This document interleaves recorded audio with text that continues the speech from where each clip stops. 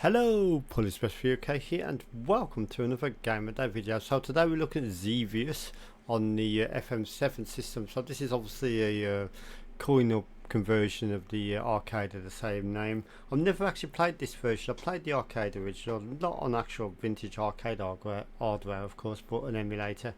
I'm sure many of you have played the actual vintage hardware. I've played the Spectrum version and other versions, various other versions. I think the Commodore 64 as well. But it does say press return or joy trigger, so let's do that. Let's press the return key. Right, okay.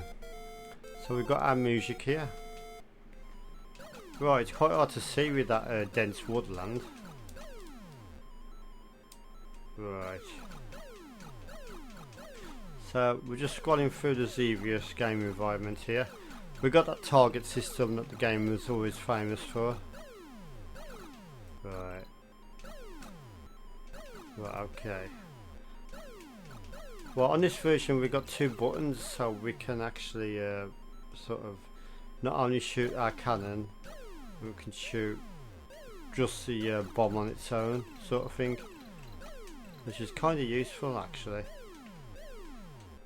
One thing to notice about FM-7 games, if you do decide to try and emulate yourself, is make sure you've got that center button configured as a keyboard shortcut or on your gamepad, because the joystick I don't think was self-centering, so if you don't use the center key, your shift will go left, right, up or down until you press another direction, and it will just go in the other direction. The center key is quite important, so just have a look at that in your emulator settings. It took me a while to figure that out actually, but yeah, for example, if I'm at the right of the screen, bottom right there. If I press left, it will continuously go left. If I press right, it will continuously go right. You can't stop it. Up, down, you can't stop it until you press that center key, which stops it in its tracks, if that makes sense. So yeah, if you're looking to do FM-7 emulation, just maybe bear that in mind, unless there's an auto center configuration in the emulator, but I haven't saw one as of yet. But yeah, this is a great version of Xevious actually. It's a bit slow, but yeah, it's not a bad conversion of the game. It's got good graphics.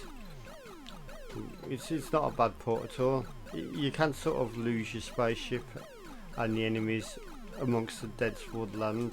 They do blend in a little bit, like they're almost camouflaged, but other than that, yeah, it's a really good port of the game. And like I said, you've got another button for the bombs, so it's sort of like a separate button for that. And just remember to use that center button if you decide to play FM-7 games. So yeah, that's a quick note on Xevious on the FM-7 system. I'm going to give that one a 7 out of 10. So thank you for watching. Just remember that center button if you decide to play any FM-7 games. Bye.